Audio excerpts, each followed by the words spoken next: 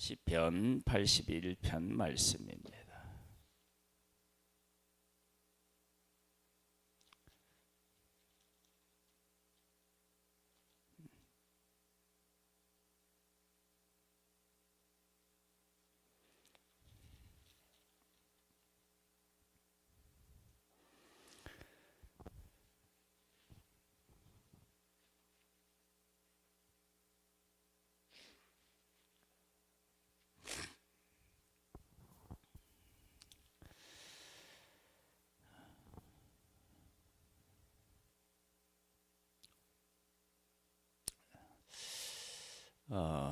아삽의 시를 계속 우리가 나누고 있는데요.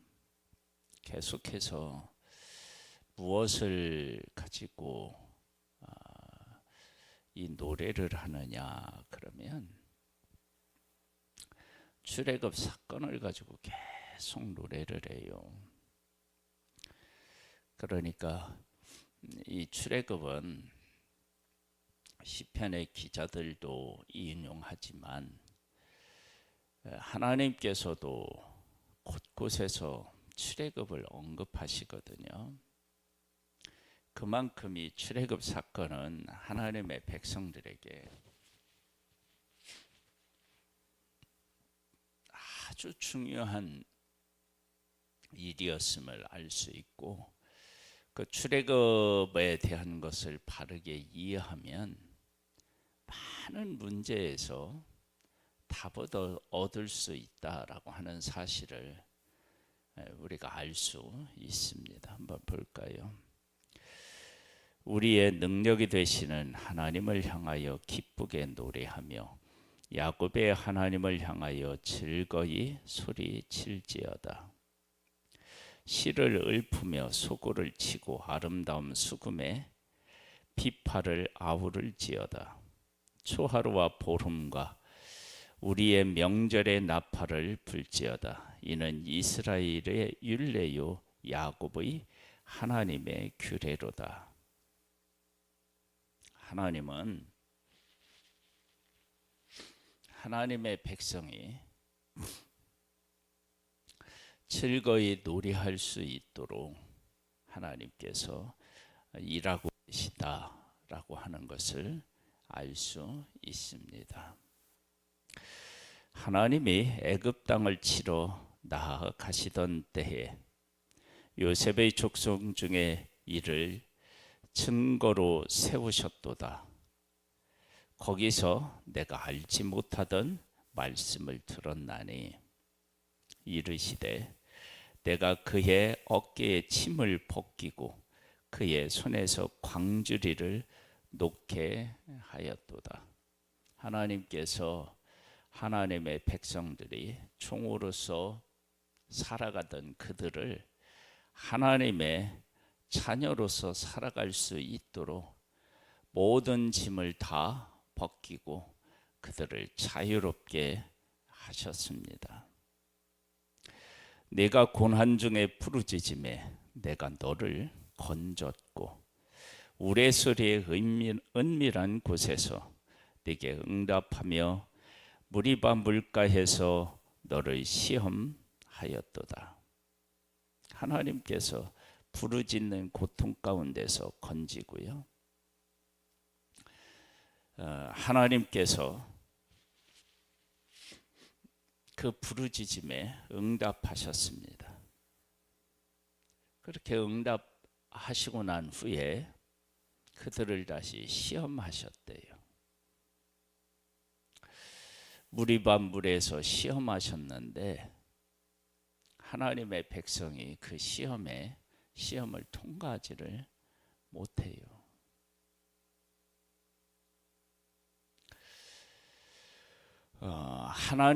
하나님 앞에 우리가 부르짖어서 기도할 때 그 부르짖음이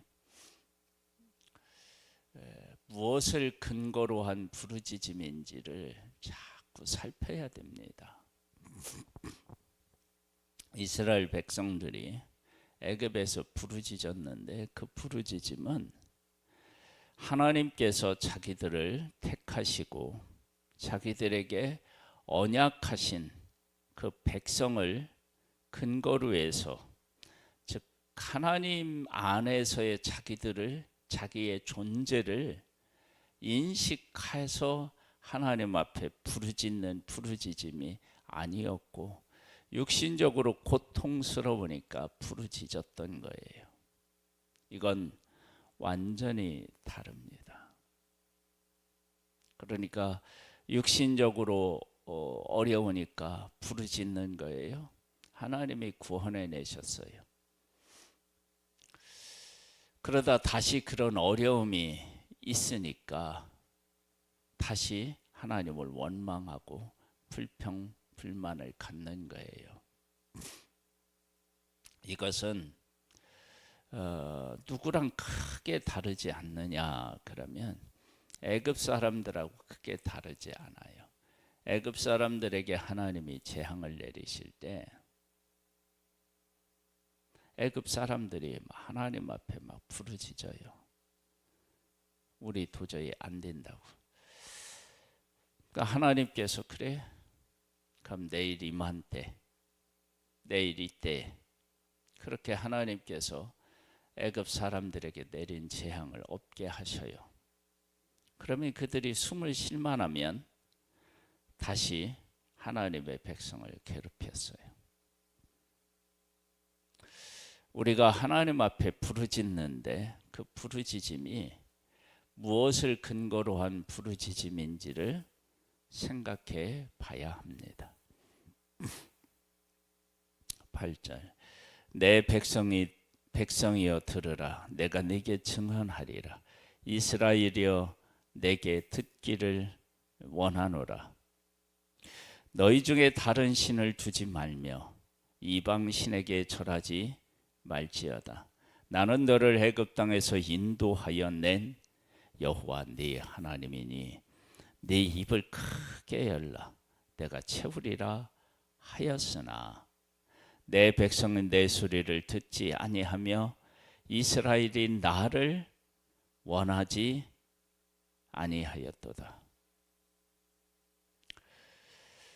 하나님이 말씀하신 것을 듣지 않았고 그렇게 찾아가셔서 약속을 이루시는 하나님을 원하지 않으셨던 거예요.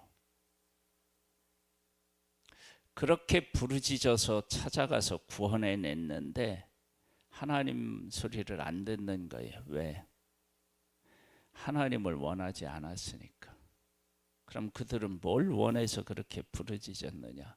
자기의 육신적인 것을 해결해 달라고. 즉 예수님이 말씀하신 것을 토대로 한다면 무엇을 먹고 마시고 입을까? 이것을 위해 부르짖었던 거예요. 그러므로 내가 그의 마음을 완악한 대로 버려두어 그의 임의대로 행하게 하였도다. 내 백성아 내 말을 들으라. 이스라엘아 내 도를 따르라. 그리하면 내가 속히 그들의 원수를 누르고 내 손을 돌려 그들의 대적을 치리니 여호와를 미워하는 자는 그에게 복종하는 채 할지라도 그들의 시대는 영원히 계속되리라. 또 내가 기름진 밀을 그들에게 먹이며 반석에서 나오는 꿀로 너를 만족하게 하리라 하셨도다. 하나님께서 하나님의 백성들에게 내 도를 따르라고 그렇게 말씀하셨습니다.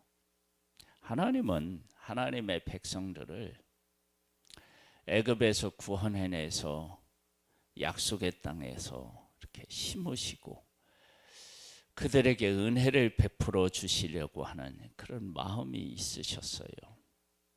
그런데 그 과정에서 하나님과 하나님의 언약에 대한 것들에 대한 전혀 그런 것들을 생각하지 않는 거예요. 무엇을 먹고 입고 마실까? 이것이 충족되지 않고 육신적인 고통이 따르니까 하나님 앞에 부르짖었던 거예요. 그래서 광야에서 육신적으로 어려움이 좀 찾아오니까 그들이 하나님을 원망하고 불평했던 모습을 보게 됩니다.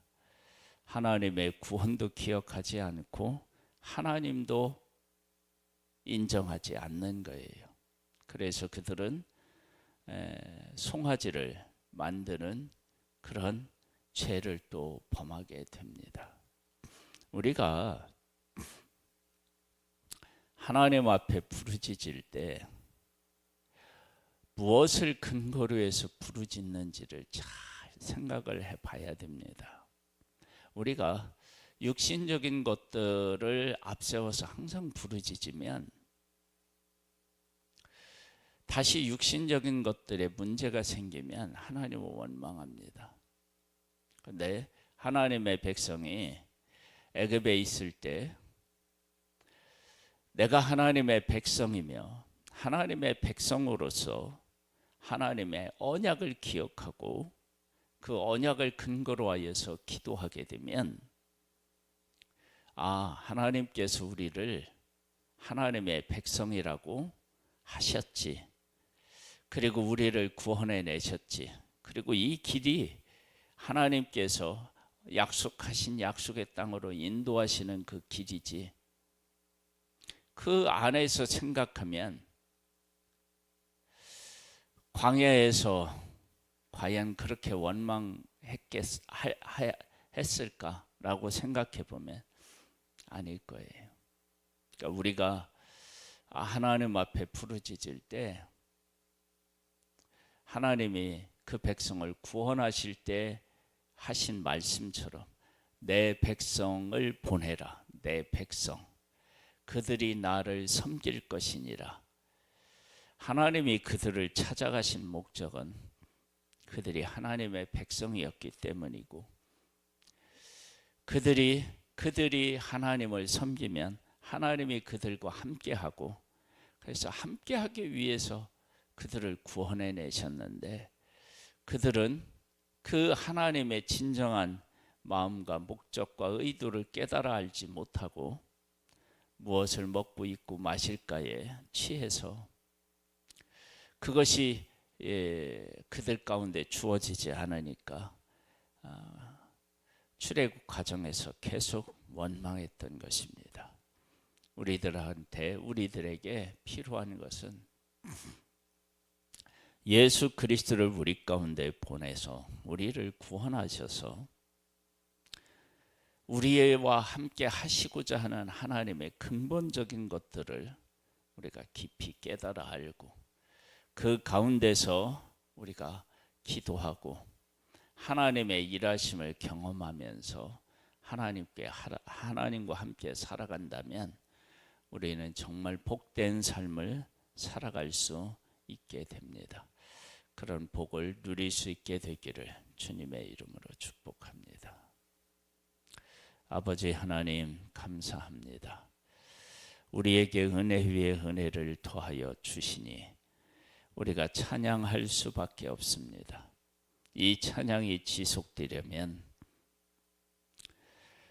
내가 누구인지 하나님이 왜 나를 구원해 주셨는지를 그 가운데서 깨달아 알 때 우리의 기쁨은 영원하고 찬양은 영원할 수 있습니다. 아버지 하나님 우리에게 은혜를 베풀어 주셔서 바로에게 가서 내 백성을 보내라 그들이 나를 섬길 것이니라 그렇게 말씀하신 하나님 그 하나님을 우리가 만나기를 원합니다. 우리는 하나님의 자녀이며 우리는 하나님을 예수 그리스도 안에서 섬기게 되는 자임을 깊이 깨달아 알 수 있도록 은혜 위에 은혜를 더하여 주옵소서. 예수님의 이름으로 기도드립니다. 아멘. 하늘에 계신 우리 아버지여 이름이 거룩히 여김을 받으시오며 나라에 임하옵시며 뜻이 하늘에서 이룬 것 같이 땅에서도 이루어지리이다. 오늘날 우리에게 일용할 양식을 주옵시고 우리가 우리에게 죄 지은 자를 사하여 준 것 같이 우리 죄를 사하여 주옵시고 우리를 시험에 들게 하지 마옵시고 다만 악에서 구하옵소서. 대개 나라와 권세와 영광의 아버지께 영원히 있사옵나이다. 아멘.